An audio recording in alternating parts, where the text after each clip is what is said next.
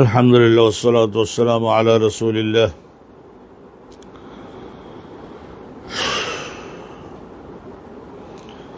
বাবু মান হাদাসা বিমাশাহিদিহি ফিল হারব। ক্বালাহু আবু উসমান আন সাদ ইবনে আবি ওয়াক্কাস হাদাসানা কুতাইবা ইবনে সাঈদ ক্বালা হাদাসানা হাতিমুন আন মুহাম্মদ ইবনে ইউসুফ আন সাইব ইবনে ইয়াজিদ। সম্মানিত দর্শক মণ্ডলী, আলহামদুলিল্লাহ, আজকের অনুষ্ঠান আমরা শুরু করছি।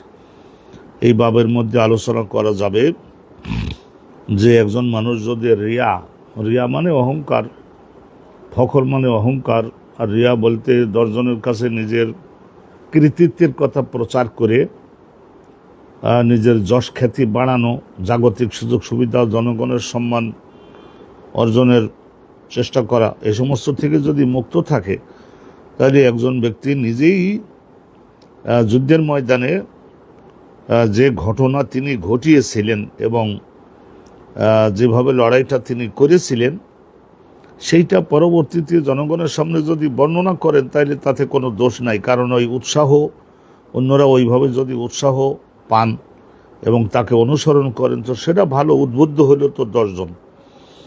মানে হাদাসা একজন এমন ব্যক্তি যেমন হযরতে তালহা বিন উবাইদুল্লাহ, এমন একজন ব্যক্তি যিনি বর্ণনা করেছেন বে মাশাহিদিহি, তার নিজের ভূমিকা সম্পর্কে এবং যে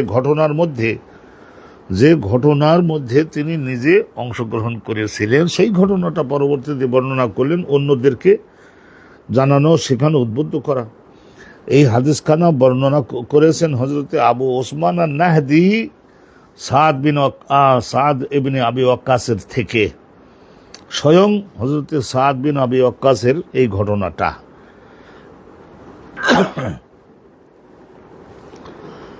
হাদিস শুনছি আমরা, এখন হাদিস শুনছি আলহামদুলিল্লাহ। এখানে হাদিস আছে এই হেডিং এর মধ্যে, হাদাসানা কুতাইবা ইবনে সাঈদ ক্বালা হাদাসানা হাতিমুন আন মুহাম্মদ ইবনে ইউসুফ আন সাইব ইবনে ইয়াজিদ। এই যে সাইব ইবনে ইয়াজিদ, উনি বলছেন যে সাহেব তো তালহা বিন উবাইদুল্লাহ, আমি তালহা বিন উবাইদুল্লাহর সঙ্গে দীর্ঘদিন ওনার সঙ্গে আমি ছাত্র ছিলাম, ওনার সঙ্গে আমি চলছি ফিরছি।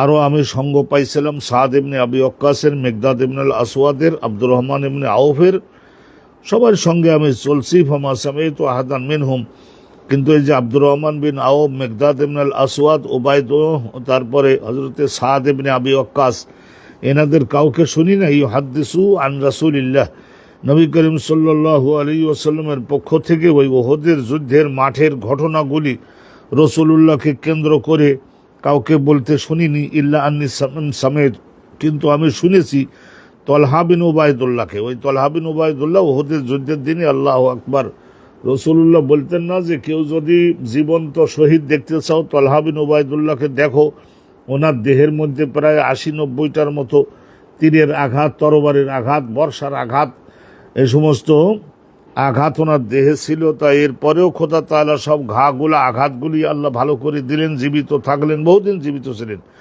ইল্লা আন্নী সামি'তু তালহা বিন উবাইদুল্লাহকে আমি বলতে শুনেছি উহুদের যুদ্ধের মাঠে তার নিজের ঘটনা বা তিনি রাসূলুল্লাহর কাছে ধারে থেকে নবীকে নিরাপদ করবার জন্য যেভাবে ভূমিকা পালন করেছিলেন তার নিজের ভূমিকা সম্পর্কেও তিনি নিজের মুখে বর্ণনা করেছেন। ওই যে বললাম, ফখর করা এবং রিয়া, এগুলি থেকে যদি নিরাপদ থাকে তাহলে বলতে পারা যাবে নিজের কৃতিত্ব এবং নিজের ভূমিকা বর্ণনা করতে পারা যাবে। 10 জন যেহেতু উদ্বুদ্ধ হবেন, শুনি ইউহাদ্দিসু আন ইয়াউমি উহুদ, উহুদের যুদ্ধের দিনে রাসূলুল্লাহ সাল্লাল্লাহু আলাইহি ওয়াসাল্লামের পাশে থেকে তিনি কিভাবে ভূমিকা পালন করেছিলেন সেইগুলি সম্পর্কে উনি বর্ণনা করতেন।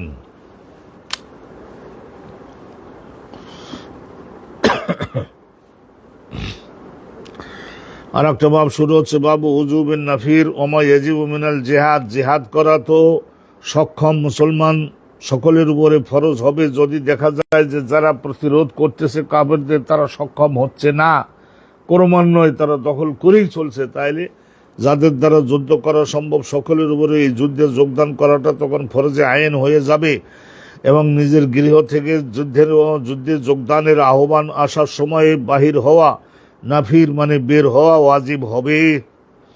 আর যুদ্ধের জন্য নিয়ত রাখা এইটাও প্রত্যেক মুসলমানের কর্তব্য। আর নিয়া ও কওলুহু তাআলা, কোরআন শরীফে এ সম্পর্কে স্বয়ং আল্লাহ রাব্বুল আলামিন নির্দেশ দিয়েছেন, ইনফিরু, হে মুসলমানগণ তোমরা যুদ্ধের জন্য বের হবা, খেফাফান ওয়া সেকালান, তোমাদের কাছে খাদ্য, অস্ত্রপাতি, বাহন এবং এই সমস্ত যদি তোমরা হালকা হও বলতে খাদ্য সামগ্রী কিছু যদি কমও থাকে তাহলে অল্প খেয়ে হলেও লড়াই করতে তো হবে। খেফাফান, অস্ত্রপাতি যদি একটু কমও থাকে, ঘোড়া যদি একটু দুর্বলও থাকে তাহলেও তোমাদের বের হতে হবে। ওয়া সেকালান, আর যদি দেখা যায় যে অস্ত্র অনেক বেশি আছে, খাদ্য বেশি আছে, দেহে বল আছে, মন মানসিকতা বলো, তবুও বাইর হইতে হবে উভয় অবস্থায়। ওয়াজাহিদু বিআমওয়ালিকুম, এবং তোমরা তোমাদের নিজেদের মাল ব্যয় করে আল্লাহর বিষয়গুলি জীবন্ত করবার জন্য তোমাদের জিহাদ করতে হবে। ও আনফুসিকুম, দেহে তোমাদের সশরীরে বের হতে হবে, জীবন দিতে হবে, দেহ কোরবানি করতে হবে আল্লাহ রাব্বুল আলামিনের পথে। যালিকুম খায়রুল লাকুম, এই জিহাদে যোগদান করাটা তোমাদের জন্য অনেক বেশি লাভজনক হয়ে দাঁড়াবে। জিহাদ না করে বাড়িতে এ ধরনের গাফিলতিবাহু বসে থাকলে তাহলে তখন তোমাদের গ্লানিময় জীবনের সম্মুখীন তোমরা হবা। ইন কুনতুম তা'লামুন, তোমরা যদি এখন আল্লাহর কথার হাকিকাত বুঝতে পেরে থাকো তাহলে তোমরা ওইভাবেই কাজ করো যেভাবে কোরআনের আয়াতের মাধ্যমে নির্দেশ দেওয়া হলো।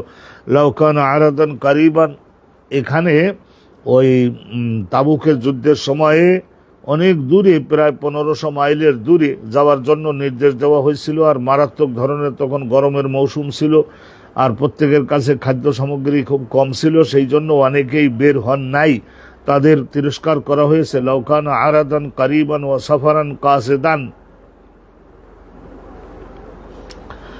লাউ কানা আরাদান কারিবান, লাউ কানা আরাদান কারিবান ওয়া সাফারান কাসিদান, আল্লাহ রাব্বুল আলামিন বলছে যে হে নবী, যদি দেখা যায় যে যুদ্ধের স্থলটা যদি নিকটবর্তী হতো আর ভ্রমণটা যদি একটু কম দিনের, কয়েকদিনের, মাত্র 2-1 দিনের মধ্যেই পৌঁছে যাওয়া যায়, এরকম যদি হতো তাহলে অনেকে বের হতো। কিন্তু আসলে হয়ে গেছে কি, যুদ্ধের রণক্ষেত্রটা এটা অনেক দূরের এবং সফর দীর্ঘ, সেই জন্য অনেকেই বের হতে চাচ্ছে না। তার মানে বেশি কষ্ট যেখানে সেখানে দেখা যায় যে গাফিলাতি এবং শয়তানি ওয়াসওয়াসা নানাভাবে দিলের মধ্যে ঢোকে। আল্লাহু ইয়ালামু, আল্লাহ পাক রব্বুল আলামিন জানেন, ইন্নাহুম লাকাযিবুন, এরা অনেকেই আপনার সম্মুখে মিথ্যা কথা বলে যে এই অজুহাত ছিল, সেই অজুহাত ছিল, হুজুর গাছের ফলগুলা পেকে পড়ে যাচ্ছিল, হুজুর সারা বছর কি খাবো, সেই জন্য আরো 3 দিন পরে বের হই, এই সমস্ত নানা কথা তারা বলছে, তারা মিথ্যা বলছে।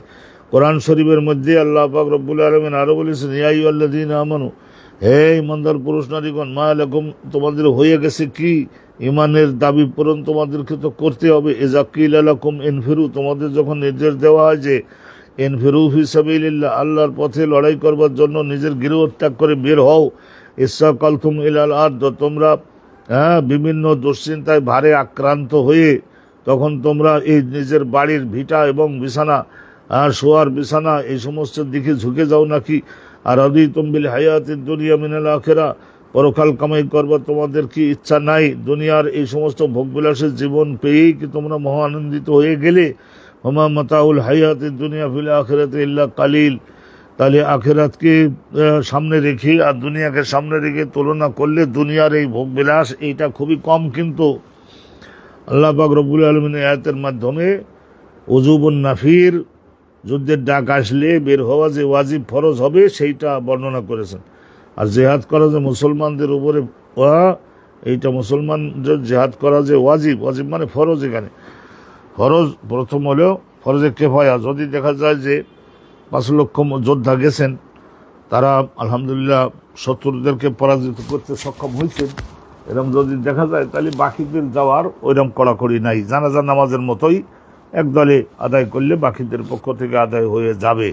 আর যদি দেখা যায় না গ্রামকে গ্রাম তারা দখল করতে করতে সম্মুখে আসতেছে, তার মানে আমাদের এই সমস্ত রাজধানীও নিবে, তাহলে ওই পরিস্থিতিতে যার যেটা অস্ত্র আছে সেইটা নিয়ে যুদ্ধে ঝাঁপিয়ে পড়ে, তখন ফরজে আইনে পরিণত হয়ে যায়। ওয়াইউযকারু আন আব্দুল্লাহ ইবনে আব্বাস, আব্দুল্লাহ ইবনে আব্বাসের থেকেও বর্ণিত আছে রইসুল মুফাসসিরিন, ফানফুরু ফানফিরু ফানফুরু সুবাতিন, তাইলে তখন তোমরা বাহির হও, সুবাতিন সাপ্তাতুন সাপ্তাতুন, সাপ্তাতুন সাপ্তাতুন মানে ক্ষুদ্র ক্ষুদ্র দলে বিভক্ত হয়ে, এক এক দলে 2000, এরকম ভাবে 25 দল বাহির হইলে তোমরা, 25টা ক্ষুদ্র ক্ষুদ্র দল বাইরে হলে 50,000 মিলিটারি গেলে চলে। তাহলে সপ্তাতুন সপ্তাতুন তার মানে ক্ষুদ্র দল ক্ষুদ্র দল, সারিয়াতুন সারিয়াতুন সারায়া বহু বচন, মুতাফাররিকিন তোমরা সব একসঙ্গে 5 লাখ একসঙ্গে বের হওয়ার ওই রকমের নিয়ম না, ক্ষুদ্র ক্ষুদ্র দলে বিভক্ত হয়েও বের হওয়া, এটাই চলবে। ওয়ায়ুকালু ওয়াহিদুস সুবাতি সুবাতুন, আর অনেকেই আরবি ভাষা সম্পর্কে যারা ভালো অবগত তারা অনেকে বলেছেন যে ফানফুরু ফানফেরু বা ফানফুরু সুবাতিন, এই সুবাতিন শব্দটার এক বচন হলো সুবাতন। সুবাতন অনেকেই বলেছেন সুবাতন, সুবাতন যদি হয় তখন ওর মূলক্ষর হতে পারে যে ওয়াও সা বা, ওয়াও সা এবং বা, ওয়াসবুন মানে লাফিয়ে পড়া, ওয়াসবুন। আর সুবাতিন এই সা বা এবং তা, এইটা শেষের এই তাটা যদি সব তাতুন মূলক্ষর ধরা হয় তাহলে তখন ওয়াও লাগবে না, তখন সপ্তাতুন মানে ছোট ছোট বিভিন্ন দলে বিভক্ত হয়ে জেনারেল যেভাবে নির্দেশ প্রদান করেন। তো এটা গেল হেডিং, কোরআন শরীফের আয়াতের দ্বারা উনি হেডিংটা দিলেন প্রধানত।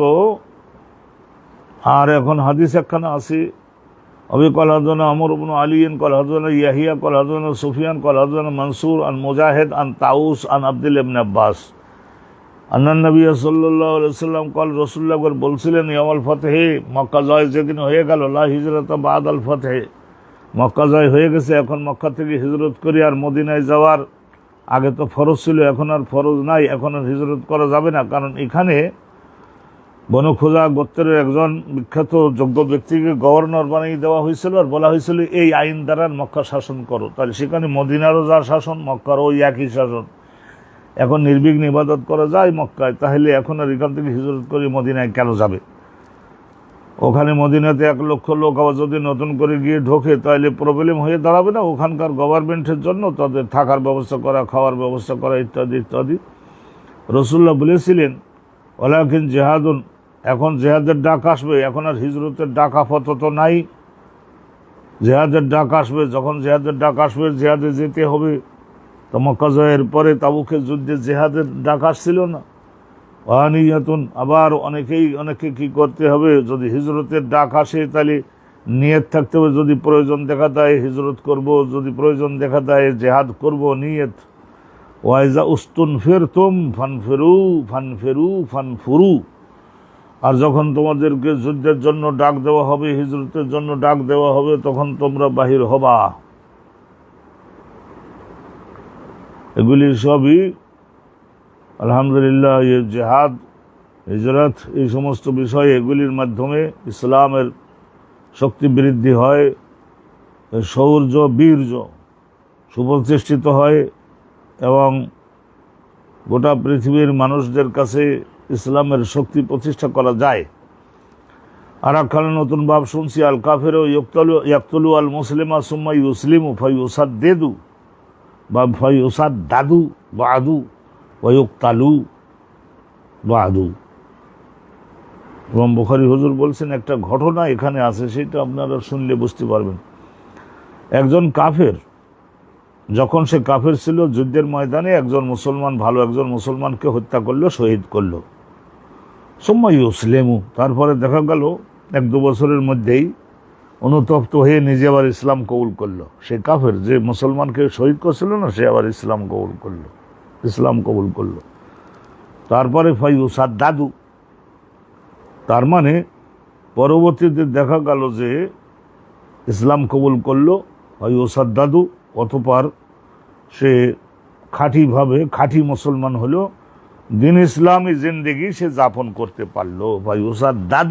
ইউসাদ্দেদু আমালাহু, আর ইসাদ্দেদু সে নিজের বদকর্ম সংশোধন করে নিতে পারলো। ইসলাম কবুলের আগে যেসব বদকর্মের মধ্যে ছিল সেগুলি পরিত্যাগ করে খাঁটিভাবে ইসলামী জিন্দেগি যাপন করতে পারলো। বাদ মানে পরবর্তীতে ইসলাম কবুলের পরে সাদাত শব্দের অর্থ হলো ইস্তেকামাত, ইসলামের আহকামগুলি বাস্তবায়ন করে ইস্তেকামাতের উপরে উঠতে পারলো। ওই উক্তালো পরবর্তীতে মুসলমান হওয়ার পরে আবার একদিন জিহাদে গেছে এবং শহীদ হয়ে গেল। তো দেখা যাচ্ছে যে দুইজন আল্লাহর বেহেশতের মধ্যে যাচ্ছেন। আল কাতেল প্রথম ওই মুসলমানকে হত্যাকারী, সে তো পরে আবার ইসলাম কবুল করেছে এবং আলহামদুলিল্লাহ আবার নিজের জেহাদে গিয়ে অন্য আর একটা জেহাদে শহীদ হয়েছে, জান্নাতে গেছে। কাফের অবস্থায় মুসলমানকে হত্যা করেছে, ক্ষমা হয়ে যাবে ইসলাম কবুলের। ইন্নাল ইসলামা ইয়াহদিমু মা কানা ক্বাবলাহু, যেদিন ইসলাম কবুল করবেন সেই দিনের পূর্বে যত গায়রে মুসলিম থাকা অবস্থায় যত গুনার কাজ করছে সবকিছু ক্ষমা আল্লাহ করে দিয়ে থাকেন।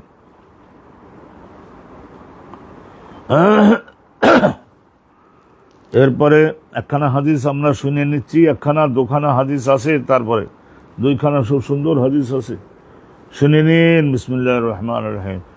হাদাসানা আব্দুল্লাহ ইবনে ইউসুফ ক্বাল আকবারনা মালিক আন আবি জিনাদ আনিল আরজ আন আবি হুরায়রা। এই সনদটা শুনলাম। আন্না রাসূলুল্লাহ ক্বাল, আল্লাহর নবী জানিয়েছেন যে ইয়াদহাকুল্লাহু ইলা রাজুলাইন, আল্লাহর দুইজন বান্দাকে দেখি আল্লাহ একটু হাসেন মানে আনন্দিত হন। ইয়াকতুলু আহাদুহুমা, তাদের দুজনের একজন আরেকজনকে হত্যা করছে, যে হত্যাকারী সে তো জাহান্নামে যাওয়ার কথা, কিন্তু দেখা যাচ্ছে ইয়াদখুলানিল জান্নাহ, দুইজন আল্লাহর বেহেশতে ঢুকতেছে। কি করে? ওই যে ইউকাতিলু হাযা ফি সাবিলিল্লাহ, একজন মনে করুন আল্লাহর রাস্তায় জিহাদ করতে গেছিল, ফায়ুক্তালু, একজন কাফেরের হাতে সে নিহত হলো, শহীদ হলো, সে তো জান্নাতে যাবেই, সে বেহেশতে গেল, আল্লাহ তারে দেখেও আনন্দিত হন। সুম্মা ইয়াতুবুল্লাহু আলাল কাতিল, পরবর্তীতে ওই কাতিল যে ছিল সে ইসলাম কবুল করে আর আল্লাহ রাব্বুল আলামিন তার তওবা কবুল করেন।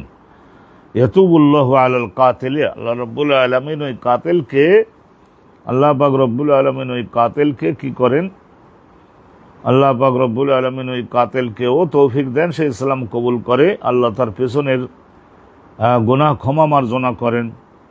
বা ইউস্তাশহাদু, পরবর্তীতে আবার লড়াইয়ের মাঠে গেছে, খাঁটি মুসলমান হিসেবে যুদ্ধের ময়দানে গেছে, সত্যকে বিজয়ী করবার জন্য, আগের গুনাহ ক্ষমা মার্জনা পাওয়ার বড় দৃঢ় আশায় পরবর্তীতে শহীদ হয়ে গেল।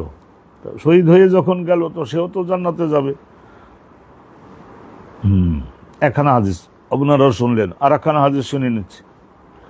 হাদাসানাল হুমায়দি ও ক্বালা হাদাসানা সুফিয়ান ও ক্বালা হাদাসানা যুহরি। ইমাম বুখারী হুজুরের উস্তাদ হুমায়দি, তার উস্তাদ সুফিয়ান ইবনে উয়াইনা, তার উস্তাদ ইমাম যুহরি। তিনি বলছেন যে, ইমাম যুহরি বলছেন যে আম্বাসা ইবনে সাঈদ তাবিঈ, উনি আমাকে জানিয়েছেন, আন আবি হুরায়রা, ওনার উস্তাদ ছিলেন আম্বাসার শিক্ষক আবু হুরায়রা, ক্বালা, হযরত আবু হুরায়রা বলেন, আতাইতু রাসূলুল্লাহ, আল্লাহ রাব্বুল আলামিন নবীর কাছে আমি হাজির হইলাম, ওহুয়া বি খায়বার, ওই সময় রাসূলুল্লাহ সাল্লাল্লাহু আলাইহি ওয়াসাল্লাম খায়বারের যুদ্ধে গেছিলেন। খায়বারের যুদ্ধে রাসূলুল্লাহর সঙ্গে 2500-3000 তো মুজাহিদ আগের থেকে গেছেন, আর আবু হুরায়রা পরে যাই আবার যুক্ত হলেন।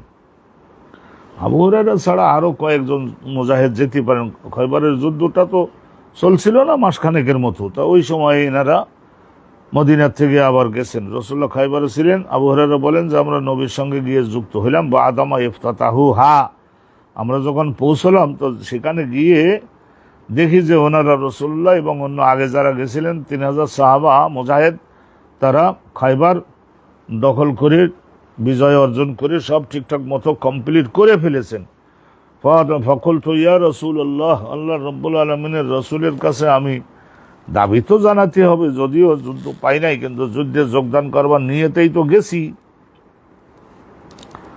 ফাকুলতু ইয়া রাসূলুল্লাহ, গিয়ে বললাম হে আল্লাহর রাসূল, আসহেমলি, গনিমতের, খায়বারের গনিমতের মালের মধ্য থেকে আমিও যেন সাহাম মানে অংশটা যেন আমি পাই। অভাব অনটন, যুদ্ধের ময়দানে তো গেছেন, যাইয়ে দেখেন যে যুদ্ধ ফিনিশ হয়ে গেছে, তো আসছিলাম তো লড়াই করবার জন্য, যুদ্ধের ময়দান থেকে অর্জিত গনিমতের থেকে আমার যেন একটু অংশ দেওয়া হয়। ফকালা বাদু বনি সাঈদ ইবনে আল আস, ভালো করে ধরবেন। হ্যাঁ, তো হযরত আবু হুরায়রা গনিমতের মালের অংশ চাইছেন, তো সেই জন্য এই যে সাঈদ ইবনে আল আসের বনু বনু বনু মানে বংশ, ট্রাইব, বংশধর, বনু সাঈদ ইবনে আল আসের একজন ব্যক্তি, তার নাম ছিল আবান, আবান ইবনে সাঈদ। আবান সাঈদ ইবনে আল আসের ছেলে আবান। একজন লোক থাকে না একটু কথাবার্তার জবাব দিতে পারে। তো যেহেতু যুদ্ধ শেষ হওয়ার পরে আসছেন উনি, তো পাশের থেকে ওনার বলেন, লা তুসহিম লাহু ইয়া রাসূলুল্লাহ, আল্লাহর নবী আপনি গনিমতের মালের কোনো অংশ ওনাকে দেবেন না, কারণ উনি তো যুদ্ধে যোগদান করতে পারে নাই, যুদ্ধ শেষ হওয়ার পরে আইছে আবু হুরায়রা। কখন আবু হুরায়রা, তখন হযরতে আবু হুরায়রা উনিও একটু রাগে পড়ে একটা কথা বলে ফেললেন কি কথাটা, কিন্তু এটা না বললে তার আমরা জানতে পারতাম। হাজা কাতিলু ইবনে কাউকাল, উনি বললেন যে এই যে আবান, আবান ইবনে সাঈদ, ইয়া রাসূলুল্লাহ এর ভালো করে চিনে রাখেন, আমার এই গনিমতের অংশ না দেওয়ার জন্য আপনাকে অ্যাডভাইস করলো ইবনে কাউকালের হত্যাকারী। তার মানে ইসলাম কবুল করেছে, তো ওই যে আবান ইবনে সাঈদ ইসলাম কবুল করেছে, কিন্তু কাফের থাকা অবস্থায় আল্লাহর নবীর একজন বিশিষ্ট সাহাবী ইবনে কাউকালকে হত্যা করছিল। হাজা কাতিলু ইবনে কাউকাল, মুজাবিলে কাতিলু ইবনে কাউকাল, এরকম বলা যেত হাজা কাতিলুন ইবনা কাউকালিন, ইবনে কাউকালের হত্যাকারী, ইবনা মফুল, হাজা ইসমে ফাইলে ফেলের মতোই আমল করতে পারে। হাজা কাতিলুন ইবনা কাউকালিন, ইবনে কাউকালকে হত্যা করছিল হুজুরে ওই আবান ইবনে সাঈদ।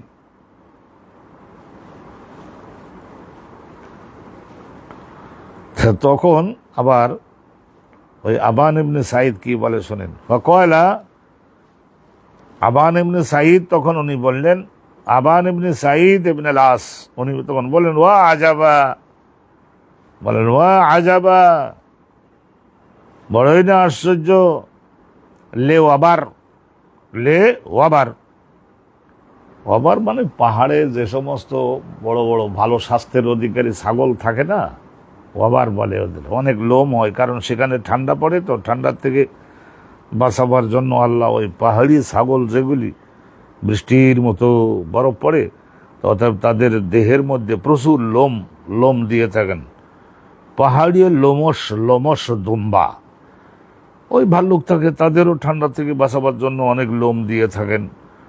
ভেড়া বকরি দুম্বা যদি পর্বতে থাকে, তাদের দেহের মধ্যেও এরকম অনেক লোম পশম দিয়ে থাকেন। তখন ওই যে আবান ইবনে সাঈদ ইবনে আল আস উনি বললেন, আশ্চর্য, আশ্চর্য, কত আশ্চর্য হও লোকজন, লে ওয়াবার, ওয়াবার মানে ওই যে আসলে হলে লোম বিশিষ্ট একটা বেড়া, দুম্বা, তাদাল্লা আলাইনা আমাদের সম্মুখে নেমে আসলেন, মিন কাদুমে দান নামক পর্বতের থেকে, যেখানে বরফ খুব বেশি পড়ে। হযরত আবু হুরায়রার কথা বলছেন, তো উনি বলেন যে এই যে কাদুমে দান নামক পর্বতের থেকে নেমে আসলেন অনেক লোমযুক্ত একটি দুম্বা, মানে হযরতে আবু হুরায়রাকে বোঝালেন, উনি ওই এলাকার অধিবাসী ছিলেন। ইয়ানা আলাইয়া, দেখেন এই যে বাক্য, আরবের লোকদের কি ব্রেন, ইয়ানা সঙ্গে সঙ্গে তো এগুলো বাক্য তৈরি করে বলছে, তো ইয়ানা আলাইয়া, ইয়ানা আলাইয়া কতলা রাজুলিন মুসলিমিন, একজন মুসলমান ব্যক্তি শহীদ হয়েছিলেন আমার হাতে, তখন আমি তো ইসলাম কবুল করি নাই, আমার হাতে শহীদ হয়েছিলেন একজন মুসলমান ব্যক্তি। ইয়ানা, সেই ব্যক্তি মুসলমান, সেই ব্যক্তির মৃত্যুর সংবাদটা দিতেছে, ইয়ানা মৃত্যুর সংবাদটা দিতেছে, আকরামাহুল্লাহ আলা ইয়াদাইয়া, অবশ্য যে শহীদ হয়েছিল তাকে তো আল্লাহ মহাসম্মানিত বানিয়েছিলেন, আলা ইয়াদাইয়া, আমার এই দুই হাতের ওসিলায়, আমার আক্রমণে সে আল্লাহর বেহেশতে চলে গেছে, তাহলে তারে তো সম্মানিত করছি আমি আমার এই দুই হাতের দ্বারা। ওয়ালাম ইউহন্নি আলা ইয়াদাইহি, আল্লাহ রাব্বুল আলামিন তার হাতে যদি তাকে যদি ক্ষমতা দিতেন আমাকে হত্যা করবার জন্য, তাইলে তো আমি কাফের ছিলাম তখন। তো কাফের থাকা অবস্থায় আমি যদি তার হাতে মৃত্যুবরণ করতাম তাহলে চূড়ান্ত হওয়ানিত হইতাম না, আমি জগতে পরকালে জাহান্নামে আমাকে যেতে হতো। তা আল্লাহ করেন নাই, বরং আমার হাতে তাকে আমি শহীদ করছি, সেই মহাসম্মানিত হয়ে গেছে, শহীদ হয়ে বেহেশতে চলে গেছে। এই যে হযরত আবু হুরায়রা আর আবান ইবনে সাঈদ, এই দুইজনের মধ্যে কথোপকথনটা চিন্তা করে দেখুন, এটা বিশ্লেষণ করে 10-20 পৃষ্ঠা লিখবার মতো একটা জিনিস। আলহামদুলিল্লাহ রাব্বিল আলামিন। তার মানে আগে যিনি শহীদ হলেন তিনি তো শহীদ হলেনই, ইসলামের অবস্থা লড়াই করতে গিয়ে শহীদ হলেন। আর পরবর্তীতে হত্যাকারী যিনি ছিলেন তিনিও পরে আবার ইসলাম কবুল করলেন। পরবর্তীতে ইসলাম কবুল করে আলহামদুলিল্লাহ পরে আবার অন্য ঘটনায় শহীদ যদি হয়ে থাকেন, তাইলে আস্তে আস্তে শহীদ না হলেও ইসলাম কবুল করেছেন, জান্নাতে যাবেন। আল্লাহ রাব্বুল আলামিন এই দুই বান্দাকে দেখে খুব আনন্দিত হন। যে যাই হোক, কয়লা বর্ণনাকারী বলেন, বর্ণনাকারী কে এখানে? বর্ণনাকারী হলো বর্ণনাকারী আবু হুরায়রা হুজুরের ছাত্র। আবু হুরায়রা হুজুরের ছাত্র কে? উনি আম্বাসা ইবনে সাঈদ। আম্বাসা ইবনে সাঈদ। তো উনি বলছে ফা লা আদরি, আমি পরে বুঝতে পারি নাই যে আসহামা লাহু, আবু হুরায়রা তো চাইছিলেন গনিমতের মালের অংশ।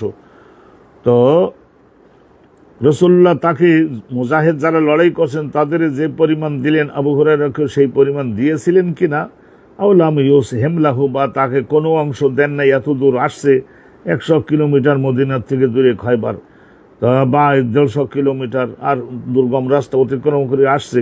তা যারা যুদ্ধ ফিনিশ হওয়ার পরে যুদ্ধের নিয়তে যারা যাবেন, খাঁটি মুসলমান যদি হয়, তাহলে জেনারেল যিনি মূল যুদ্ধ পরিচালনার দায়িত্বে, তিনি যদি মুজাহিদগণের সমান অংশ নাও দেন, তাইলে তাদেরকে লামসাম যে বলা হয় এইটা তিনি দিতে পারেন। নিশ্চয় আবু হুরায়রাকে কিছু তো নিশ্চয় রাসূলুল্লাহ দিয়েছিলেন, মাহরুম তো করেন নাই, অভাবনটনে তো ছিলেনই। দাউস আবু হুরায়রা দাউসি, দাউস নামক কবিলার ওই এলাকার ওই যে কদুমে দন নামক ওই পর্বতটা ওই এলাকায় ছিল। কয়লা সুফিয়ানু, হযরতে কয়লা সুফিয়ান, ও সুফিয়ান বর্ণনা করেন, ওয়া হাদাসানিহি, এই হাদিস খানা আমার কাছে তো বর্ণনা করেছিলেন ইমাম জোহরি তো করছিলেনই। আর ওয়া হাদাসানিহি সাঈদিয়্যু, তো সাঈদী নামক আর একজন মুহাদ্দিস, উনিও বর্ণনা করেছেন আন জাদ্দিহি, তিনি বর্ণনা করেছেন তার নিজের দাদার থেকে, তিনি আবু হুরায়রা থেকে। কয়লা আবু আব্দুল্লাহ, ইমাম বুখারী আবু আব্দুল্লাহ বর্ণনা করেন, কয়লা আবু আব্দুল্লাহ সাঈদী, তিনি আসলে ওনার পরিচয় কি? আমর ইবনে ইয়াহিয়া ইবনে সাঈদ ইবনে আমর ইবনে সাঈদ ইবনে আল-আস। এই যে তাইলে কি হলো, ওইগুলি তাকরারে ইজাফত হয়েছে। আমর ইবনে ইয়াহিয়া ইবনে সাঈদ ইবনে আমর ইবনে সাঈদ ইবনে আল-আস, এর পরিচয়টা বলে দিলেন। সাঈদী বলে যাকে বোঝানো হলো, ওনার নামটা ঠিকানাটা বলে দিলেন ভালোভাবে। আলহামদুলিল্লাহ রাব্বিল আলামিন। মনোযোগ দিবেন, একটু মনোযোগ ঠিক মতো দিবেন। মানে ইখতারা আল গাজওয়া আলা সাওম, তাইলে অনেকেই দেখা যায় যে রাসূলুল্লাহ সাহাবাগণের মধ্যে ওই যারা গজওয়ায় যাইতেন, গজওয়া করতে, লড়াই করতে গেলে নিশ্চয় সফরে গরমের মৌসুম, তাইলে ওই সময় যদি রোজা রাখতে যায়, তাহলে রোজা রাখলে তো রোজায় তো রোজাদারকে দুর্বল করে ফেলবে। তো লড়াই করতে গেলে তো দেহে অনেক ক্ষমতার দরকার। তাইলে সফরের অবস্থায়, ওই অবস্থায় যারা গজওয়া করতে যাবেন তারা পছন্দ করবেন, ইখতারা পছন্দ করবেন, বাছাই করে নেবেন নিজের জন্য, রোজাকে কি রোজাও তারা রাখবেন, নাকি রোজা রাখা বাদ দিয়ে খানা খেয়ে দেহের শক্তিটা অটুট রাখবেন, যাতে করে লড়াইয়ের ময়দানে ভালোভাবে লড়াই করা যায়। এ সম্পর্কে বিধান কি? বিধান হলো এই যে ওখানে আফদল হলো যে আল্লাহ তো মুসাফিরের জন্য রোজাকে ফরজ করেন নাই, ওয়াইন কুনতুম আলা সাফারিন ফাইদ্দাতুম মিন আইয়ামিন উখার বলেছেন। হাদিস একখানে শুনেন, হাদাসানা আদম ক্বালা হাদাসানা শুআবাহ ক্বালা হাদাসানা সাবিতুন বুনানি বানানি। তো হযরতে আনাস বিন মালিকের একজন বিশিষ্ট ছাত্র ছিলেন তাবিঈ সাবিতুন ইল বানানি সামিআতু আনাস ইবনে মালিকিন। উনি বলছেন যে হযরতে আনাস বিন মালিক থেকে আমি বর্ণনা শুনেছি, কয়লা তিনি বলছেন যে কানা আবু তালহা, হযরতে আবু তালহা মানে হযরত ওই আনাস বিন মালিকের মায়ের সঙ্গে বিয়ে হয়েছিল না, আনসারি আবু তালহা। এই আবু তালহা অসাধারণ অশ্বারোহী ছিলেন, অসাধারণ উট চালাতে পারতেন, অনেক রাসূলুল্লাহর আশেপাশে থেকে জিহাদ করতেন। ওনার নাম ছিল যায়েদ ইবনে সাহাল। যায়েদ ইবনে সাহাল আবু তালহা লা ইয়াসুমু লা আহদিন নবী, এই যুদ্ধে যোগদান করলে উনি লা ইয়াসুমু, রোজা রেখে দুর্বল বানাতেন না নিজের দেহটাকে। রাসূলুল্লাহ যে কয়দিন ছিলেন রাসূলুল্লাহর সঙ্গে সঙ্গে তো প্রত্যেকটা যুদ্ধে থাকতেন, তাইলে মিন আজালিল গাজওয়ে, যুদ্ধে আছে দেহের বল থাকার দরকার। ফালাম্মা কুবিজান নবী, রাসূলুল্লাহ যখন ওফাত হয়ে গেলেন, লাম আরাহু ইফতিরু, তো তখন লাম আরাহু ইফতিরু, তখন উনি বলছেন যে আমি আর ওনাকে দেখি নাই। সাবিতুনিল বানানি, আনাস বিন মালিক বলছেন এরপরে আমি আর তাকে দেখি নাই ইফতিরু, দিনের বেলায় খানা খেতে, সবসময় আবার রোজা রাখা শুরু করলেন। নবী যেহেতু আর নাই, ইল্লা ইয়াউমা ফিতরিন আও আদহা, কিন্তু ঈদুল ফিতরের দিনে অবশ্য উনি রোজা রাখতেন না, আদহা আর ওই যে কোরবানির 10 তারিখ আর 11, 12, 13, ওখানে 4 দিন আর এই একদিন, এই 5 দিন রোজা রাখতেন না। আর বাকি সব দিনে দেখতাম যে দিনের বেলায় রোজা রেখে লড়াই করতেন নিজের নফসের বিরুদ্ধে। আর রাসূলুল্লাহর জীবদ্দশায় নবী পাকের সঙ্গী হয়ে লড়াই করতেন জাহেরি কাফের যারা, তাদের বিরুদ্ধে। আর দিনের বেলায় উনি খানা খাইতেন, মানে দেহের শক্তিটা যাতে অটুট থাকে। তাই এখানে থেকে মশলা সাব্যস্ত হলো যে সফরে, রমজান মাসে সফর যদি থাকে তাইলে রোজা রাখার দরকার নাই। ওয়াইন কুনতুম আলা সাফারিন ফাইদ্দাতুম মিন আইয়ামিন উখার, ওই যে আইন, নিজের দেহের বল শক্তি ঠিক রাখতে হবে, ভালো করে জেহাদ করে মুসলমান জাতি বিজয়ী হয়ে যেতে পারে। এই আমরা শুনলাম, আলোচনাটা শুনছি। বাবুনা শাহাদাতু সাবউন, 7 শ্রেণীর আছে শহীদ, আল্লাহর রাস্তায় শহীদ, যে শুধু যুদ্ধের ময়দানে শহীদ হলেই শহীদ তা না, আরো 6 শ্রেণীর আছে। একটু ভালো করে শুনে নিন, এখানে আসলে আরো বেশি অন্য জায়গায় আছে। তার এক এক হাদিসে রাবি বর্ণনাকারী যতটুকু জানতে পারছেন ততটুকু প্রচার করে দিয়েছেন। সেওয়াইল কতল, যুদ্ধের ময়দানে কাফেরের আক্রমণে নিহত হওয়া, শহীদ হওয়া, এটা তো একটা আছেই, তা বাদেও আরো 7 শ্রেণীর আছে। তাহলে 7 আর 1 এই যাবে 8, আরো আছে। এই আমি 2-1টা বলেও দিব। হাদাসানা আব্দুল্লাহ ইবনে ইউসুফ ক্বাল আখবারনা মালিক আন সুমাই নামক একজন বিখ্যাত মুহাদ্দিস ছিলেন, আন আবু সালেহ তাবিঈ আন আবি হুরায়রা আন্না রাসূলুল্লাহ ক্বাল, রাসূলুল্লাহ বলেছেন আশ-শুহাদা খামসাতুন।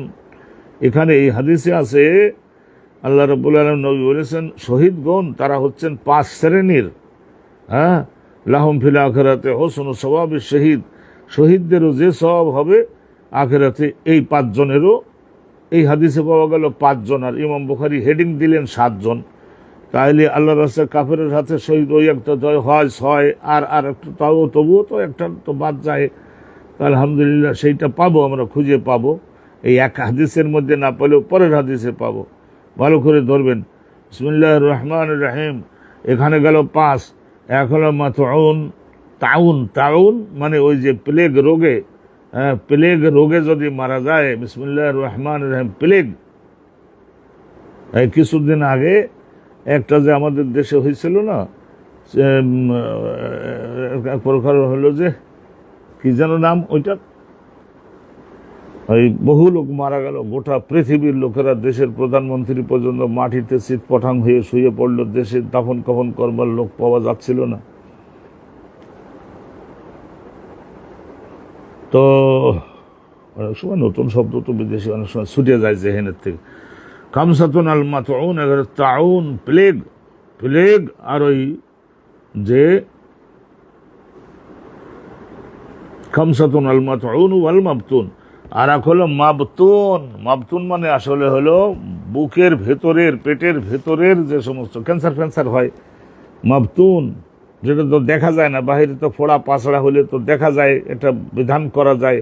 মাবতুন ওয়াল গারিক, পানিতে ডুবে মারা যায়। ও সাহেবুল হাদমে, উপরের বিল্ডিং ধসে নিচে চাপা পড়ে মারা গেল। ও শহীদ ফি সাবিলিল্লাহ, আল্লাহ পাক রব্বুল আলামিনের রাস্তায় যারা শহীদ হলো। তাই এখানের বর্ণনায় আছে যে ইলম প্রচার করতে গেল, বিদেশের কাফের শত্রু তাকে হত্যা করে ফেললো, নিহত হইল বাস অ্যাক্সিডেন্টে, লঞ্চ ডুবিতে। তো অনুরূপ আবার শহীদ ফি সাবিলিল্লাহ, আল্লাহর পথে যে শহীদ হয়ে গেল, ভারী জিনিস চাপা পড়ে মারা গেল, পানিতে ডুবে মারা গেল। আল মাবতুন, বক্ষ এবং পেটের মধ্যে মারাত্মক একটা অজানা ব্যাধিতে আক্রান্ত হয়ে মারা গেল। আর তাউন, ওই যে গণ ব্যাধি, যেটা আমাদের দেশে সহ গোটা বৈশ্বিক যেটা হয়েছিল এই 2-3 বছর আগে, এইটাকে বোঝা তাউন। তাউন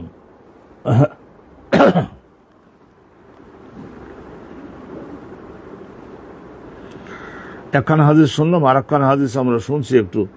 তাহলে এখানে আরো হাদিস, সহিহ বুখারীর হাদিসে, মান কুতিলা দুনা মালিহি, নিজের হালাল মাল, সারা মাসের বেতনটা নিয়ে বাড়ি আসতেছেন, এমন সময় গুন্ডা পান্ডারা রাস্তায় সন্ধ্যের সময় একটু ঠিকানা বললো, ঠিকানাটা একটু বলে দেওয়া যায়। আর সোজা সরল মানুষ তো বোকা পদের হয়, ওরা 3-4 জন যেই ঠিকানা বলে দেওয়ার জন্য একটু দাঁড়াইছে, আর সঙ্গে সঙ্গে অনুরূপভাবে পিস্তল বের করে টাকাটা নিয়ে নিল।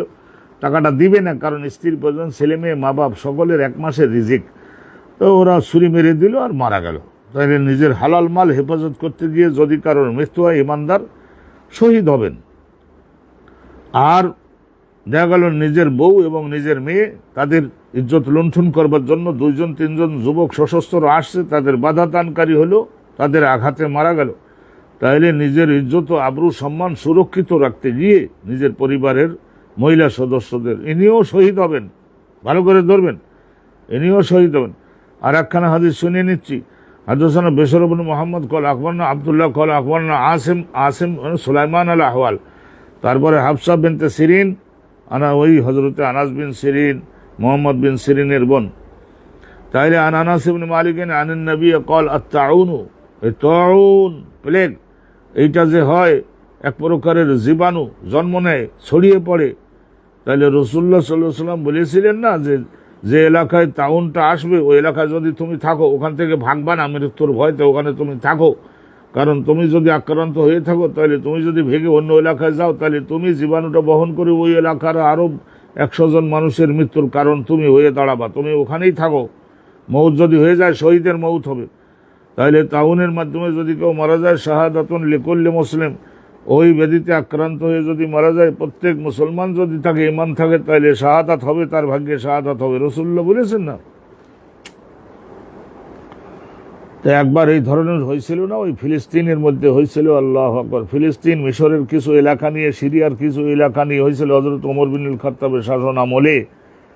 তাতে আল্লাহু আকবার, আল্লাহু আকবার, মারা গেছিল প্রায় 2 কোটির মতো মুসলমান মারা গেছিল সেই সময়ে। হাদিসের বিবরণে পাওয়া যায়। তো হযরত ওমর বিন খাত্তাব যাচ্ছিলেন না ওই এলাকায়, হযরতে আবু উবায়দা ইবনুল জাররাহ, উনিও তো ওই এতে মারা গেছিলেন, হযরতে আবু উবায়দা আল জাররাহ। সুবহানাল্লাহ। হযরতে ওমর উনি বলতেন যে আবু উবায়দা যদি জীবিত থাকতেন, তাইলে আমার পরে তাকেই আমি খলিফা বানাতাম, আর কোনো ডাইনি বামে তাকাতাম না। আশারে মুবাশশারের একজন ছিলেন তো উনি, আবু উবায়দা ইবনুল জাররাহ। বাবু কওলিল্লাহি রাব্বুল, আল্লাহ রাব্বুল আলামিনের আরেকটা নতুন বাব শুরু হচ্ছে এখানে। লা ইয়াস্তাবিল কাঈদুনা মিনাল মুমিনিন, তাহলে ইমানদার যারা বাড়িতে বসে থাকলো, মনে করুন বাড়িতে বসে থাকলো, সুস্থ হওয়া সত্ত্বেও, বাহন পায় নাই, অস্ত্র পায় নাই, যুদ্ধে যায় নাই, বাড়িতে ছিল। তো এখন যেহেতু অস্ত্র পায় নাই, বাহন পায় নাই, সেই জন্য বাড়িতে ছিল, তা সে কি একটা, যারা জিহাদ করেছে তাদের সমান কি হতে পারবে নাকি? গায়ের ওলির দরার, আর এক শ্রেণীর লোক বাড়িতে ছিল, তারা কি হয়তো অন্ধ, পঙ্গু, লুলা, তথা দৈহিকভাবে আনফিট, তো তারাও যায়নি। তো এরাও কি যারা যুদ্ধে গেছে তাদের সমান দরজা হবে এদের? তাই হতে পারে? দেওয়া উচিত? বিলকুল উচিত না। এদের একটা বাড়িতে আছে, আলহামদুলিল্লাহ, এক রকমের পুরস্কার পাবে। যারা বাড়িতে বসেছিল ইমানদার, তাদের এক রকমের। আর এগেনস্টে কারা? ওয়াল মুজাহিদুনা, কম্পেয়ার করা হচ্ছে বাড়িতে যারা সুস্থ হওয়া সত্ত্বেও বসে থাকলো, বাহন পায় নাই, অস্ত্র পায় নাই বলে যুদ্ধে যায় নাই, আর অসুস্থ হওয়ার কারণে যুদ্ধে যায় নাই, এই 2 শ্রেণী লা ইয়াস্তাবি, কখনো সমান সুযোগ সুবিধার অধিকারী হতে পারে না এরা আর ওয়াল মুজাহিদুনা ফি সাবিলিল্লাহ, আর যারা আল্লাহর ইসলামকে বিজয়ী করবার জন্য জিহাদে গেছিলেন, বিআমওয়ালিহিম, নিজেদের মালও খরচ করলো, নিজেদের জীবনের শহীদ হলো, কষ্ট করলো। শহীদ যদি নাও হয়ে থাকে তাহলেও তো নিজেরা সশরীরে কষ্ট করেছে। এই আয়াতখানা এইটার দ্বারা হেডিং দিয়েছেন গাফুর আর রাহিমা, নিশ্চয় আল্লাহ পাক রব্বুল আলামিন ক্ষমাকারী, যারা গাফিলাতি করে বাড়িতে থাকে নাই, বিশেষ কারণে বাহন পায় নাই, খাদ্য পায় নাই, তো অতএব অস্ত্রপাতি নাই, যুদ্ধে যায় নাই, আল্লাহ বলছেন যে আমি ক্ষমা করব, রহিম রহমত করব। রাসূলুল্লাহ তাদের জন্য বাহন খাদ্যের জোগাড় করে দিতে পারেন নাই, খলিফাগণও দেন নাই, কারণ অন্য যোদ্ধা যা হয়েছে তা সাফিসিয়ান্ট হয়ে গেছে। এদের জন্য আলহামদুলিল্লাহ আল্লাহর পক্ষ থেকে ক্ষমা এবং রহমত থাকবে, বাড়িতে থেকে যদি কোনো খারাপ কাজে যোগদান না করে। বাড়ি থেকে কি করতে হবে, ওই মহিলারা কোনো বাড়ি এমন আছে তাদের বাজারে গিয়ে বাজার করে দেওয়ার লোক, পুরুষ লোক বাড়িতে নেই, তাহলে তাদের বাজার করে যদি দেয়, তাদের যদি প্রহরী হয়, বাড়িতে বউ বেটিরা আছে না, তাদের একটু দেখভাল করে। ভালো করে শুনুন, তো হেডিং তো শুনলাম, কোরআনের আয়াত দ্বারা হেডিং দিলেন, সমান মর্যাদা হবে না। যারা আল্লাহর রাস্তায় জিহাদ করতে গেছে তাদের মর্যাদা তো অনেক বেশি হবে। হাদাসানা আবুল ওয়ালিদ বলতে হিশাম ইবনে আব্দুল মালিক, হাদাসানা আবুল ওয়ালিদ ক্বাল হাদাসানা শুবাতু আন আবি ইসহাক, এখানে হিশাম ইবনে আব্দুল মালিক মানে ওই যে খলিফা হিশাম ইবনে আব্দুল মালিক মনে করেন না, খবরদার। তাইলে আবুল ওয়ালিদ ক্বাল হাদাসানা শুবাতু আন আবি ইসহাক, ওনার ওস্তাদের শোভা, তার ওস্তাদ আবু ইসহাক বড় মুহাদ্দিস, কিন্তু ওনার লেখা কোনো কিতাব না থাকাতে ওনার নাম জগৎবাসী ভুলে আমরা গেলাম। ক্বালা সামিতুল বারা, ওনার ওস্তাদ হযরতে বারা বিন আযিব ইয়াকুলু লাম্মা নাযালাত লা ইয়াস্তাবিল কাঈদুনা মিনাল মুমিনিন দা রাসূলুল্লাহ ডাকলেন যায়েদান, হযরতে যায়েদকে ডাকলেন, ফাজা বি কাতিফিন, তার হযরতে যায়েদ বিন সাবেত মদিনার আনসারী, রাসূলুল্লাহ ওনাকে ডাকলেন, উনি আসলেনও। আসবার পরে উটের এই যে সামনের পায়ের উপরে এই হাড় যে থাকে, ওই হাড়টা একটু 1 বিঘে চওড়াও হয়ে থাকে, তো ওইটা ছুরি দিয়ে ভালো করে কেটে সুন্দর করে একটা কাগজের মতো বানাই ফেলা যায়, তো ওইটার উপরে অমোচনীয় কালি দ্বারা লিখে নিতেন। তো কাতেফ, এইটা ঘাড়ের হাড়, উটের ঘাড়ের হাড়, এইটা নিয়ে আসলেন উনি, ভালো করে তৈরি করা হয়েছে। ফাকাতাবাহা, ওর উপরে রাসূলুল্লাহ যেটা বললেন সেটা ওর উপরে উনি লিখলেন, ওয়া শাকা ইবনু উম্মে মাকতুম। তাহলে বোঝা গেল যায়েদ বিন সাবেত উনি কাতেবে ওহি তো ছিলেনই। ওয়া শাকা ইবনু উম্মে মাকতুম, আব্দুল্লাহ ইবনে উম্মে মাকতুম ছিলেন অন্ধ, তো উনি একবার দুঃখ জানালেন রাসূলুল্লাহর কাছে। দারারাতাহু মফুল হচ্ছে, শাকা দারারাতাহু, নিজে আমি 2 চোখের কোনোটাতে দেখি না হুজুর, আমি কি যুদ্ধে গেলাম না তার নরক জাহান্নামে যাব নাকি হুজুর। ফা নাযালাত, তাহলে তখন কোরআনের এই আয়াত নাযিল হলো, লা ইয়াস্তাউল কাঈদুনা মিনাল মুমিনিনা গায়রু উলিদ দরার। তার মানে যে সমস্ত ইমানদাররা সুস্থ হওয়া সত্ত্বেও কোনো দিক দিয়ে, বাহন আছে, খাদ্য আছে, অস্ত্র আছে, সুস্থ আছে, চোখের দেহে ঠ্যাং ভালো, হাত ভালো, সবই ভালো, তারপরেও লড়াইতে গেল না, নিশ্চয় এদেরকে কখনোই, তো যারা লড়াইতে গেছে, জেহাদ করছে, তাদের সমান কখনোই বানানো যাবে না। আল্লাহ বানাবেন না, কেন বানাবেন? আমাদের দেশের সরকারও তাদেরকে নাগরিক সুযোগ সুবিধা দেওয়ার দিক দিয়ে অনেকটা পেছনে 10 নম্বরে ফেলে দিতে হবে। অবিহ কয়লা হাদানা, এখন হাদিস শুনুন, হেডিং শুনলেন, এখন শুনুন হাদিস। না, হেডিং তো আগেই শুনছি, একখানা হাদিস শুনলাম, আর একখানা হাদিস শুনুন। আলহামদুলিল্লাহ, বড় বড় দুখানা হাদিস। হাদাসানা আব্দুল আজিজ ইবনে আব্দুল্লাহ ক্বাল হাদাসানা ইব্রাহিম ইবনে সাআদ আজ-জোহরি, ইব্রাহিম ইবনে সাআদ আজ-জোহরি, এখানে অন্য জোহরি, বনু জাহরা গোত্রের অনেক জোহরি থাকতে পারে না, এই যে। قال حدثني صالح بن كيسان، তার উস্তাদ ইবনে শিহাব জোহরি, আন সাহাল ইবনে সাআদ আস-সাঈদি। তাহলে বোঝা গেল যে সাহাল ইবনে সাআদ আস-সাঈদি, এটা ইবনে শিহাব জোহরি সাহাবীর সাক্ষাৎ পাইছেন, তো দেখা যায় এই যে সাহাল ইবনে সাআদ আস-সাঈদি, আন্নাহু কল, আন্নাহু কল, তিনি বলেছেন, তিনি মানে কেডা?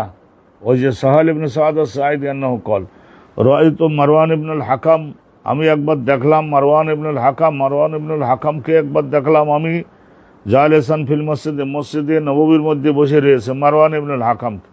ফাকবালতু, আমিও আসলাম। কে বলতেন? ওই সাহাল ইবনে সাদ আস-সাঈদী বলছেন, আমিও আসলাম। ফাজালাসু ইলা জামবিহি, আমি বসলাম মারওয়ানের পাশে। মারওয়ান তাবিঈ, সাহাবী না, আর ইনি সাহাবী, কিন্তু গভর্নর তো এই জন্য পাশে বসলেন। ফা আখবারানা, আখবারানা, তখন ওই যে মারওয়ান আমাদেরকে জানালেন। মারওয়ানে জানাচ্ছেন, কিন্তু মারওয়ানের নিজে এর পক্ষ থেকে তো না, আর একজন সাহাবীর পক্ষ থেকে। আন্না জায়েদ ইবনে সাবিত আখবরাহু জায়েদ বিন সাবিত, জায়েদ ইবনে সাবিত, জায়েদ বিন সাবিত ওনাকে জানাইছেন, মানে সাহাবী জানাইছে তাবিঈকে, তাবিঈ জানাছে আর একজন সাহাবীকে।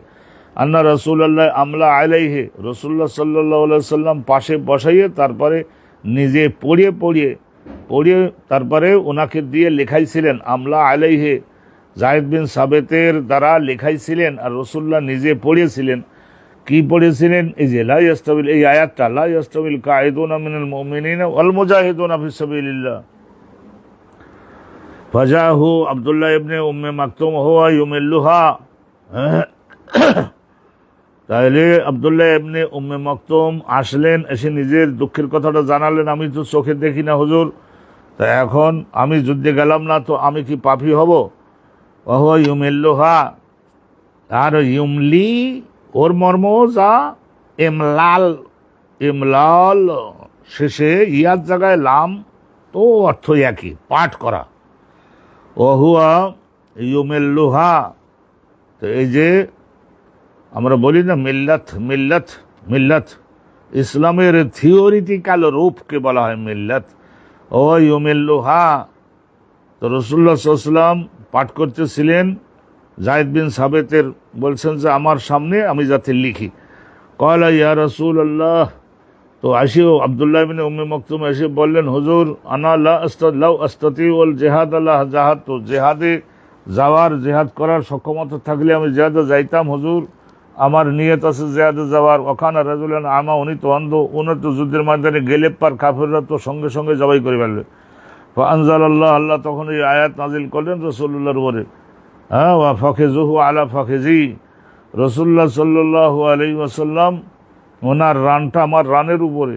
জায়েদ বিন সাবিত বলতেছেন যে রাসূলুল্লাহ সাল্লাল্লাহু আলাইহি ওয়াসাল্লামের কদম মোবারকটা ওই সময় আমার রানের উপরে ছিল, তাইলে আমার রাসূলুল্লাহ রানটা আমার রানের উপরে। ওই অবস্থায় খুব ফ্রিভাবে একটু আল্লাহ নবী বসেছিলেন। ফাসাকুলাত আলাইয়া, তখন ওহী নাজিল হচ্ছে, তখন রাসূলুল্লাহর ওজন বেড়ে যেত। তো বলছে যে ওজন বেড়ে গেল, হাত্তা খেফতু, আমার আশঙ্কা হলো, আন্তারুদ্দা, আমার রান ফেটে যেতে পারে, এত ওজন বাড়তে লাগলো। একটা রানের উপরে যদি 10 মণ লোহা সাফাই দেন, রানের ওই হাড় এবং গোশত ফেটে রক্ত বের হয়ে যাবে না?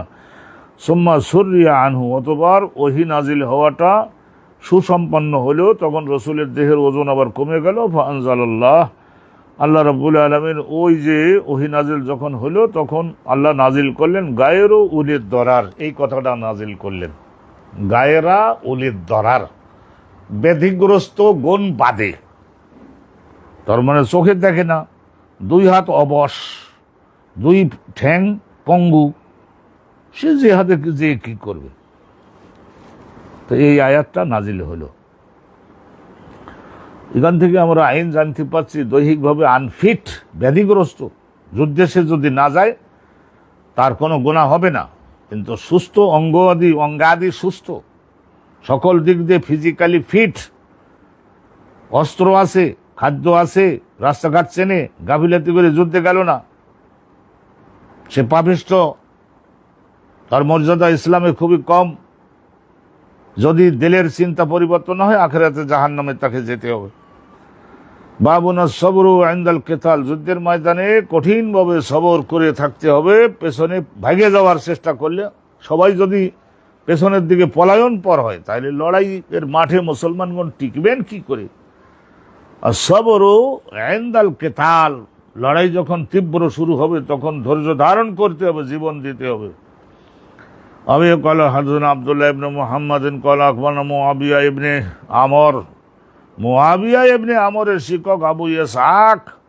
আবু ইসহাকের আসল নাম কি জানেন? ইব্রাহিম ইবনে মুহাম্মদ। তার উস্তাদ মুসা ইবনে উকবা, তার উস্তাদ সালেম আবুন নাদার, সালেম আবুন নাদার। তার উস্তাদ হচ্ছে আব্দুল্লাহ ইবনে আবি আউফা। কাতাবা আব্দুল্লাহ ইবনে আবি আউফা কাতাবা ফা কারাআহু। তো বলছে যে উনি লিখলেন, একবার লিখলেন, এই আয়াতটা লিখলেন, ফা কারাতুহু, লিখে দিলেন আমাকে, তারপরে আমি সেটা পড়ে দেখলাম কি লিখছে। তো উনি বুঝলাম লিখে দিলেন। কাতাবা মানে লিখিত ভাবে, যদি মুখে বর্ণনা না করে লিখিত যদি লিখে তারপরে আরেকজন হাতে ধরাইয়ে দেয়, কলা রাসূলুল্লাহ, তাইলে সেইটাও, এটা আমরা আগে আপনাদের বলছি যে হাদিস প্রসার 4 পদ্ধতিতে হতে পারে। এক হলো কেরাতুল শায়েখে যদি পড়িয়ে শোনান, ছাত্ররা শুনে যায়, এইটা 1 নম্বরের দরজা। কারণ কি? সন্দেহ মুক্ত হয়। ছাত্ররা রাসূলুল্লাহ সারা জীবন বলেছেন, সাহাবাগণ শুনেছেন। ইমাম বুখারী পড়াতেন, নিজে পড়তেন, ছাত্ররা শুনতেন। ইন্না রাসূলুল্লাহ, তাই এখানে দেখা যায় আব্দুল্লাহ ইবনে আউফা উনি লিখে আমাকে দিলেন, আমি সেটা পড়লাম। ওর মধ্যে কি লেখা ছিল? আন্না রাসূলুল্লাহ সাল্লাল্লাহু আলাইহি ওয়াসাল্লাম কাল, রাসূলুল্লাহ বলেছিলেন, সাহাবাত মুজাহিদদেরকে বলতেন, ইজা লাকিতুমুহুম, যখন কাফেরদের বিরুদ্ধে তোমরা একবার সম্মুখে লড়াই অবতীর্ণ হয়ে গেছো, ফাসবিরু, তখন তোমরা কঠিনভাবে সবর অবলম্বন করে টিকে থাকবা যুদ্ধের ময়দানে। আল্লাহ যতটুকু হেকমত বুদ্ধি দিয়েছেন, দেহের ক্ষমতা দিয়ে, সর্বোচ্চ শক্তি দিয়ে তোমরা সকলেই লড়াই করবা, বিজয়ী হয়ে যাবা। বাবুনাত তাহরিদে আলাল কিতাল, আর দেশের শাসনকর্তা সবসময়ের জন্য এই বইপত্রের মাধ্যমে, পত্রপত্রিকার মাধ্যমে দেশের যারা নাগরিক, স্বাধীনতা, সার্বভৌমত্ব, এইটা প্রতি ইঞ্চির উপরে বাংলাদেশের জনগণের মালিকানা যাতে সুরক্ষিত থাকে, সেই জন্য লড়াইয়ে যোগদান করা, এইসব বিষয় উদ্বুদ্ধ করতে হবে। শিক্ষা মসজিদের খতিবগণ, ইমামগণ, অনুরূপভাবে মাদ্রাসার ওস্তাদগণ, স্কুলের শিক্ষকগণ, বিশ্ববিদ্যালয়ের কোর্স কারিকুলামের মধ্যে এগুলি যেন যে ছাত্র যেমন সেই মানের আলোচনার মাধ্যমে যেন থাকে।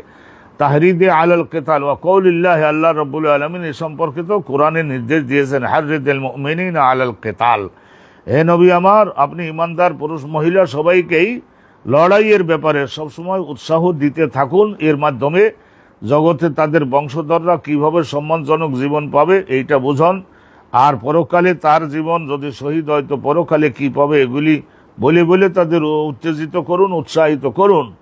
ইহুদি নাসারারা তো সবসময় এই জিহাদের আলোচনা বইপত্রে করলে তারা সকলে এইটা কথা বুঝবে। বিদেশের দুশ্মনরা, ইহুদ নাসারা মূর্তি পূজক, তারা সবসময় আমাদেরকে যুদ্ধের জিহাদের বিষয়গুলি পড়ানোর ব্যাপারে অনুৎসাহিত করে, বাধা প্রদান করে।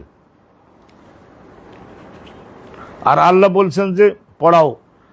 হাদাসানা আব্দুল্লাহ ইবনে মুহাম্মদ قال حدثنا معاوية ابن عمرو قال حدثنا ابو اسحاق عن حميد الطويل قال سمعت انس انشق انس بن مالك يقول خرج رسول الله الى الخندق, রাসূলুল্লাহ একবার খন্দকের যুদ্ধে গেলেন।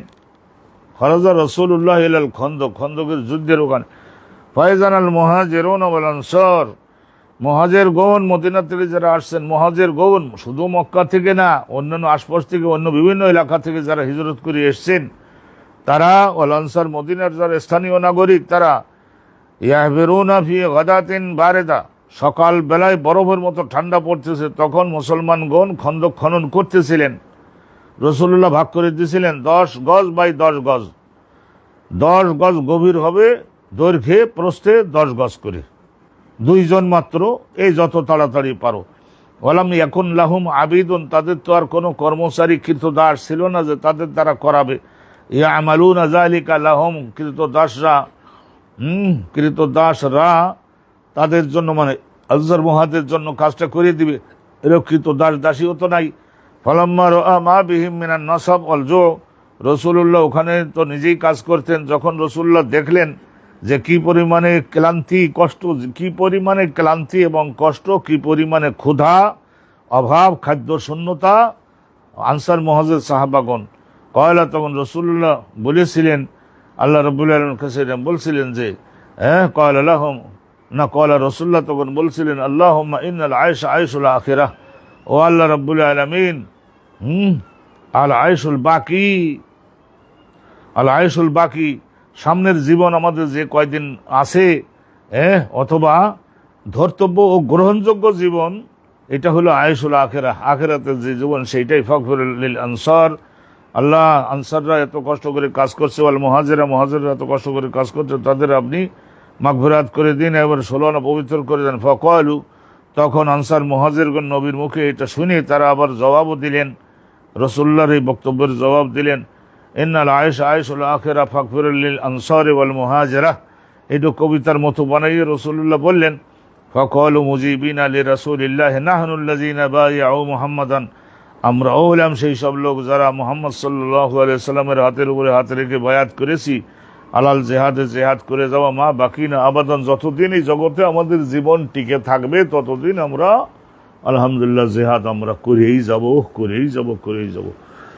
তো আল্লাহ তাআলার মেহেরবানি, এই হাফরুল খন্দক ওই মদিনার 5ম হিজরিতে যে খন্দকের যুদ্ধ হয়েছিল না, গজওয়াতুল আহজাব, কোরআন শরীফের মধ্যে আল্লাহ বলেছেন। তাই এই গজওয়াতুল আহজাব, এই যুদ্ধের আলোচনাটা ইনশাল্লাহ সামনে আছে, আগামীকাল আপনাদের উদ্দেশ্যে আমরা ইনশাল্লাহ তাআলা এটা দেওয়ার চেষ্টা করব। এখানে আমরা আলহামদুলিল্লাহ শেষ করছি। ওয়া আখিরু দাওয়ানা আনিল হামদুলিল্লাহি রাব্বিল আলামিন। আসসালামু আলাইকুম ওয়া রাহমাতুল্লাহি ওয়া বারাকাতুহু।